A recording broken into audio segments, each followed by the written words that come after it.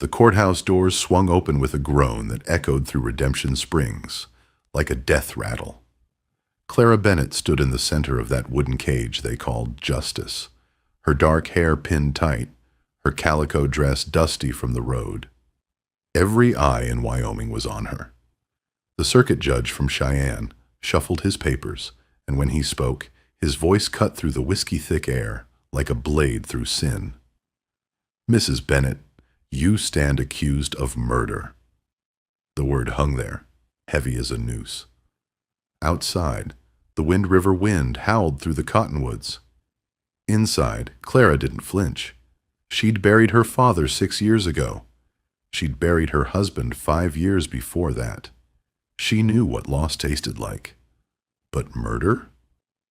That was a different kind of darkness altogether. In the front row, Silas Hawthorne leaned back in his seat, his silver beard catching the light filtering through the dust-caked windows. His sons flanked him, Nathaniel, with his troubled eyes, Ezra, with that predator's smile. They wanted her land. They wanted her broken, and by the look of things, they were about to get both. Then Caleb Thornton stood up. "What happens when the only man who can save you is the one you've been trying not to love?" Stay with me through this story. Hit that like button, and let's find out together where truth really hides in a town called Redemption. The sun was setting over Clara's ranch when the Hawthorne brothers rode in. She was mending fence near the barn, honest work that kept her hands busy and her mind from wandering to places a widow shouldn't go. The sound of hoofbeats made her straighten, her father's old revolver suddenly feeling very far away in the house. Nathaniel dismounted first. He had his father's height, but not his cruelty. Not yet, anyway. Something in his eyes looked almost apologetic as he approached. "Mrs. Bennett." "Nathaniel." She set down the hammer, wiped her hands on her work dress. The fabric clung to her curves in ways that made Ezra's gaze linger too long. She saw it, the way his tongue wet his lips, the way his eyes traveled from her waist to the swell of her breasts beneath the thin cotton. She'd seen that look before, on men who thought a widow was easy pickings. "My father sent us," Nathaniel continued. "He's prepared to make you a generous offer for your land." Clara almost laughed. "Your father's been trying to buy me out since my daddy died. The answer's still—" Ezra stepped closer. He smelled like whiskey and violence. "You're being unreasonable, Mrs. Bennett." His hand shot out, grabbed her wrist. "A woman alone out here. Accidents happen." The threat was clear as mountain water. Clara tried to pull away, but Ezra's grip tightened. Nathaniel shifted his weight, uncomfortable, but he didn't intervene. "Duty to family," Clara thought bitterly, "always trumps what's right." Then Ezra's other hand moved to her waist, fingers pressing into the soft flesh there, and Clara knew this was about more than land. This was about power, about taking what they thought she owed them just for being a woman who said no. The gunshot cracked across the valley like God's own judgment. Ezra released her so fast she stumbled. Both brothers spun around to find Caleb Thornton sitting his horse at the edge of the property, Winchester rifle still smoking in his hands. He'd fired into the dirt, a warning. But the look in his eyes promised the next one wouldn't be. The lady said, "No." Caleb's voice was gravel and gunsmoke. "Time you boys rode out." Ezra's hand hovered near his pistol. Nathaniel grabbed his brother's arm. "Not today, Ez. Not with him." They mounted up, but Ezra turned back, that cruel smile returning. "This ain't over, widow. Not by a long shot." When the dust settled, Caleb dismounted and walked to where Clara stood rubbing her wrist. He didn't touch her, didn't invade her space the way the Hawthorns had. But something in the air between them crackled like heat lightning before a storm. "You're bleeding," he said quietly. She looked down. Her wrist was scraped raw where Ezra's grip had twisted. "It's nothing. Come on." He gestured toward the house. "Let's clean that up." Inside, Clara's home was simple but clean. A widow's life distilled to necessities. Caleb filled a basin with water from the pump while Clara sat at the kitchen table. When he knelt beside her, taking her hand in his rough, calloused ones, she felt something she hadn't felt in years. Not since before her husband died, before her father died, before this land became a burden instead of a blessing. Desire. His thumb brushed the inside of her wrist, gentle as a prayer. "Jacob would have shot Ezra dead for touching you like that," he said softly. "You knew my father in the war." It wasn't a question. She'd seen the photograph once. Two young men in Union blue, arms around each other's shoulders like brothers. "I owed him my life," Caleb said. "Gettysburg. I took a bayonet meant for him."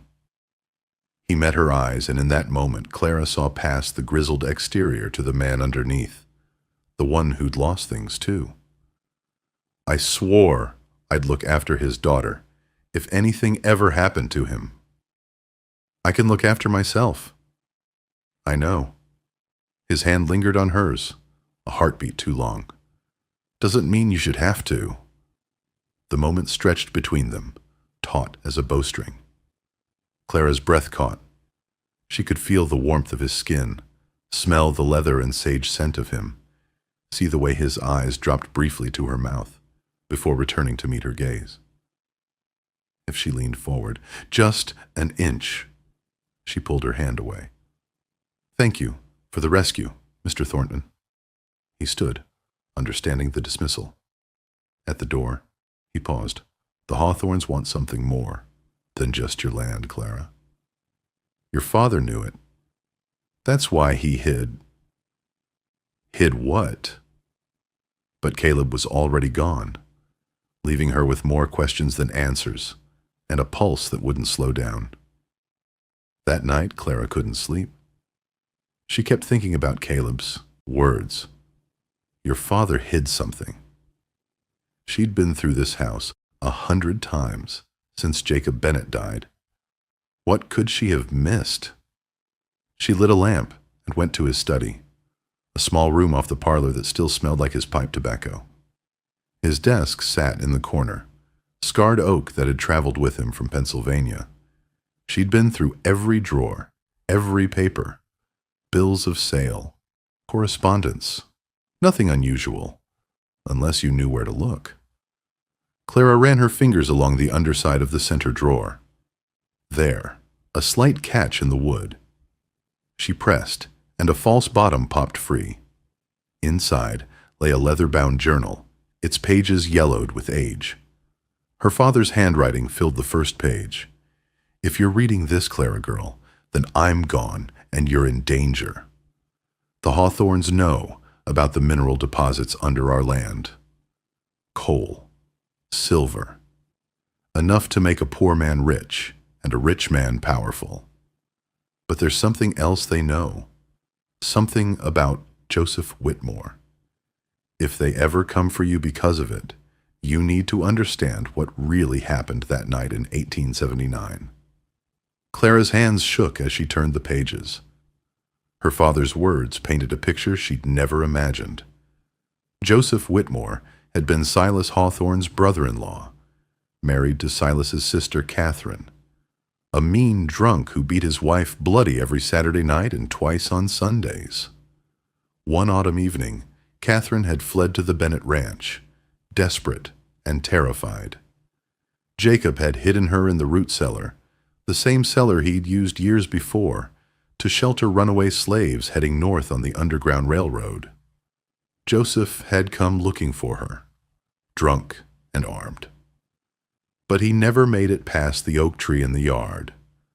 According to the journal, he'd stumbled, discharged his own weapon, and bled out in the dirt while Jacob watched from the porch. An accident. A stupid, senseless accident born of whiskey and rage. Jacob had buried the body to protect Catherine, who'd fled to Denver the next morning. He'd kept the secret for 6 years, until it went with him to his grave, or so he'd thought. The lamp flame flickered. Clara looked up to find Caleb standing in the doorway, and behind him, Nathaniel Hawthorne. "Don't shoot," Nathaniel said quickly, hands raised. "I'm not here to hurt anyone." Caleb's hand rested on his pistol, but he didn't draw. "Why are you here?" "Because my father's gone mad." Nathaniel stepped into the lamplight, and Clara saw the truth written on his face. Exhaustion, guilt, something that looked like heartbreak. "He knows about Joseph. He's known for years. He's been waiting for the right moment to use it against your family, Clara. And now that you're alone, he's framing her for murder," Caleb finished. Nathaniel nodded. "He plans to discover the body, claim Jacob Bennett killed Joseph and buried him. With Jacob dead, you're the next best target. He gets your land and revenge for his sister running off. 2 birds, 1 stone." Clara felt the room tilt. But Joseph's death was an accident. "Try proving that with a 6-year-old corpse," Nathaniel said bitterly. "My father owns half the county. The sheriff, the judge, at least the local one. He'll make sure you hang, Clara. Unless what?" Her voice came out stronger than she felt. Nathaniel's eyes held hers, and in them she saw something dangerous. Not the lust his brother had shown, but something worse, something like longing. "Unless we dig up that body and prove the truth, before he can twist it into a lie." Caleb moved between them, his body a wall. "And why would you help her? Your own father? Because some things matter more than blood." Nathaniel's gaze never left Clara's face. "Because I'm tired of watching good people get crushed under his boot, and because—" He stopped himself, but the unspoken words hung in the air like smoke. "Because I've been half in love with you since the day I met you." Clara saw it then, clear as day. Saw the way Nathaniel looked at her, the way a drowning man looks at the shore. It should have frightened her. Instead, it made her sad. Because she knew, standing there between 2 men who'd risk everything for her, that her heart had already made its choice. And it wasn't Nathaniel. "Take us to the tree," she said. Sheriff Amos Whitaker was a tired man in a tired town, trying to keep the peace while the world changed around him. When Caleb and Clara showed up at dawn, with Nathaniel Hawthorne in tow, explaining they needed to exhume a body on Clara's property, Amos had simply sighed and reached for his shovel. "This better not be some fool's errand," he muttered. The oak tree stood ancient and gnarled at the edge of Clara's property, its roots running deep into Wyoming soil.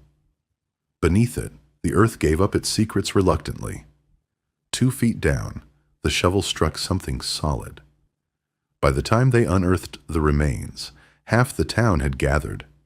News traveled fast in Redemption Springs, and the sight of the sheriff digging up a body on the Bennett Ranch was too good to miss. Silas Hawthorne arrived with Ezra at his side, his face a thundercloud. "What's the meaning of this, Amos?" "Found Joseph Whitmore," the sheriff said, brushing dirt from what was left of the man's coat. "Right where young Nathaniel said he'd be." "And there's your evidence," Silas declared, pointing at Clara. "Jacob Bennett murdered my brother-in-law, and this woman helped him cover it up." "Funny thing about evidence," Caleb said quietly. He crouched beside the corpse, reached into the skeletal grip, and pulled free a rusted pistol. "Man who's murdered doesn't usually die with his own gun in his hand. And look here." He pointed to the trajectory of the bullet wound through the ribcage. "Angle's all wrong for someone shooting him, but it's just right for a drunk fool who tripped and shot himself." Murmurs ran through the crowd. Silas's face went purple. "Lies. You're all in this together." "The journal tells the truth," Clara said, her voice steady despite the tremor in her hands. She held up her father's leather-bound book. Joseph Whitmore came to my father's ranch looking for his wife, Catherine. Your sister, Mr. Hawthorne. The sister you let him beat bloody every week because it was easier than standing up to him. My father gave her sanctuary. Joseph shot himself in a drunken rage. My father buried him to protect Catherine, because he knew if Joseph's death came to light, she'd be blamed or dragged back into hell. The silence that followed was absolute. Nathaniel stepped forward. It's true. Catherine wrote to me from Denver. I have the letters. She thanked Jacob Bennett for saving her life. She said if father ever came after the Bennetts because of Joseph, she'd testify to the truth of what her husband was. Silas turned on his son like a snake. You betray your own blood? You betrayed Catherine first, Nathaniel said quietly. And you betrayed every principle you ever claimed to stand for. You wanted Clara's land for the minerals. You wanted revenge for losing control of Catherine. You were willing to let an innocent woman hang to get both. I won't be part of that anymore. Ezra lunged for his brother, but Caleb moved faster. His fist caught Ezra's jaw with a crack that echoed across the valley. Ezra went down hard, blood streaming from his split lip. Sheriff Amos cleared his throat. Seems to me we got a case of accidental death here. 6 years passed. No murder. No crime, except maybe improper burial. He looked at Silas. Of course, if someone tried to manipulate evidence or frame an innocent woman for murder, well, that'd be a different story. The crowd began to disperse, disappointed the show was over. Silas stood there, his empire crumbling around him, age suddenly showing in every line of his face. Without a word, he turned and walked to his horse. Ezra followed, cradling his broken jaw. Only Nathaniel remained. He looked at Clara, and in his eyes she saw goodbye. I'll be leaving the territory. Montana, maybe. Start fresh where the Hawthorne name doesn't mean anything. Nathaniel, don't. He smiled, sad and knowing. You don't owe me anything, Clara. You never did. He stopped, swallowed hard. I just wanted you to know that some men can change. That seeing you stand there, strong and true, made me want to be better than I was raised to be. He mounted his horse and rode out, leaving Clara and Caleb standing in the shadow of the oak tree where justice, finally, had taken root. They should have known Silas wouldn't take defeat lying down. 3 nights after the exhumation, Clara was in her father's study, reading the rest of his journal by lamplight. The entries detailed things she'd never known. How the Bennett Ranch had been a stop on the Underground Railroad in the 1850s. How Jacob had risked everything to guide souls to freedom. How he'd loved a woman once, before Clara's mother, and lost her to the very violence he'd spent his life fighting against. She was so absorbed in her father's words that she didn't hear the riders until it was too late. The first bullet shattered the window. The second took the lamp off the desk, plunging the room into darkness. Clara dropped to the floor as more shots peppered the walls. Outside, men shouted, torches flared. Clara! Caleb's voice, urgent and afraid, in a way she'd never heard before. She crawled to the doorway, stayed low. Smoke was already filling the house. They'd set fire to the barn. Through the window, she could see shapes moving. At least 6 men, all wearing hoods like cowards. Caleb burst through the back door, his rifle in hand. Root cellar! Now! They ran through the kitchen as the front windows exploded inward. Clara grabbed her father's journal, the only thing that mattered anymore. Caleb yanked open the trap door in the pantry floor, the same entrance Jacob had used to hide runaway slaves 70 years ago. They dropped into darkness as the house above them began to burn. The tunnel was narrow, dirt-walled, smelling of earth and old fear. Clara's dress snagged on exposed roots as they crawled. Behind them, the sound of boots on floorboards, men searching. Ahead, nothing but black. Caleb's hand found hers in the dark. Keep moving. Tunnel comes out near the creek bed. They emerged a quarter-mile from the burning ranch, gasping in the clean night air. From their vantage point, they could see it all. Her home, her father's legacy, everything she had left in this world going up in flames.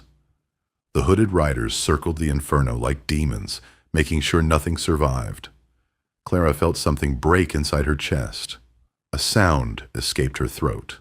Not quite a sob, not quite a scream. Caleb pulled her against him, his arms solid and real in a world gone mad. She buried her face in his shirt and let the grief come. He held her through it, one hand cradling the back of her head, the other pressed against her spine. When she finally looked up, her face was wet with tears and ash. They took everything. They took wood and stone, Caleb said roughly. You're still here. That's what matters. Their faces were inches apart. His eyes, dark as sin in the firelight, dropped to her mouth. The air between them went electric.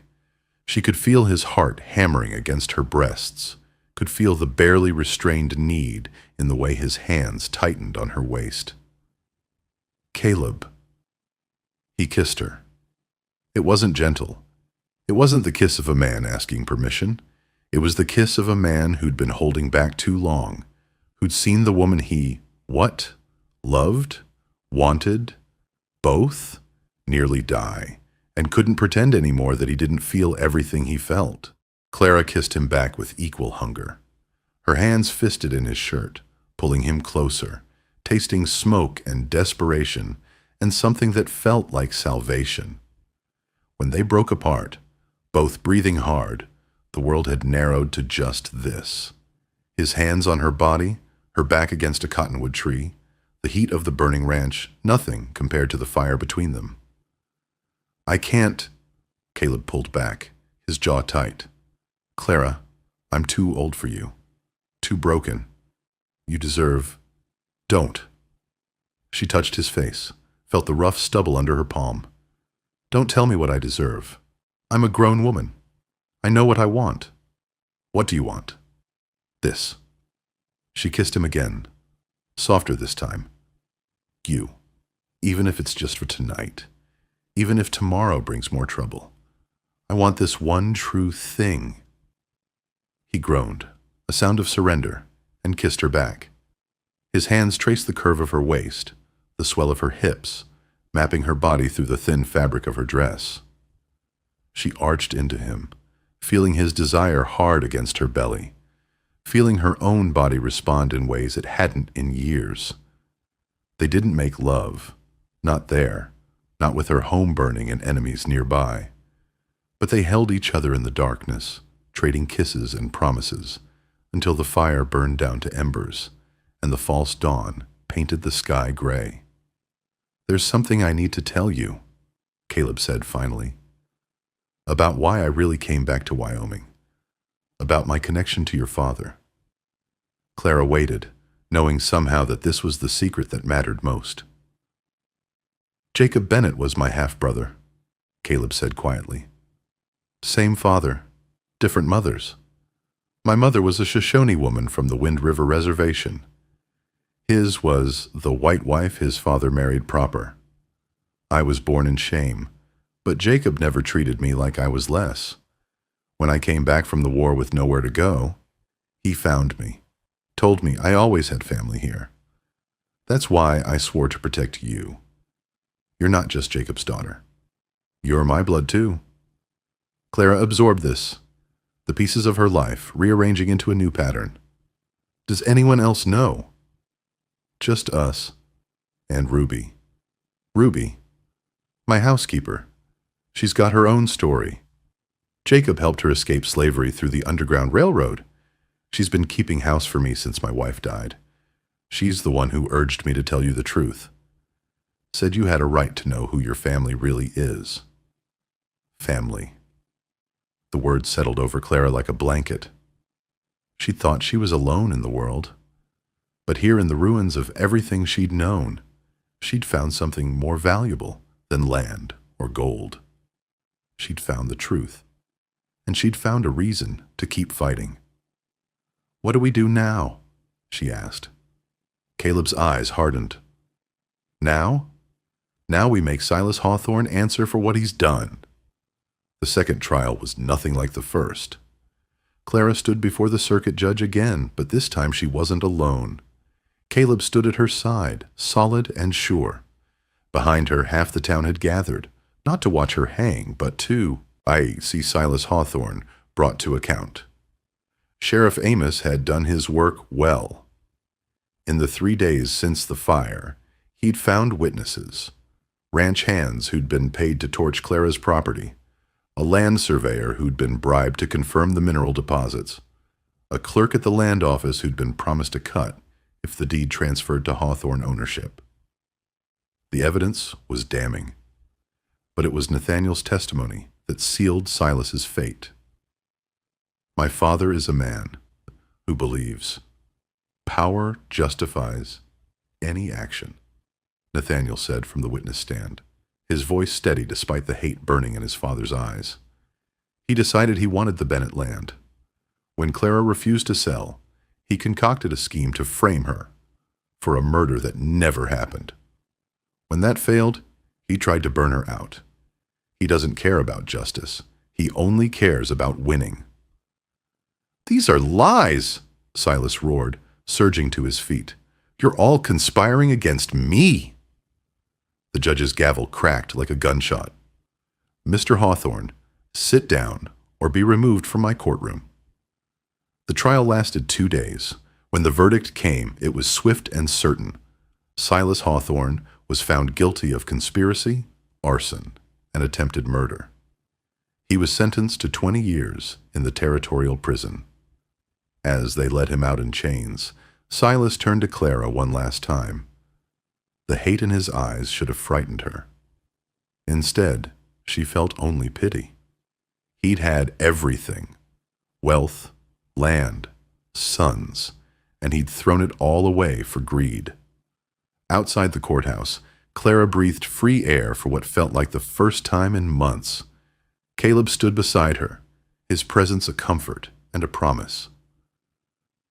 "What will you do now?" he asked. Clara looked toward the mountains where her ranch, what was left of it, waited.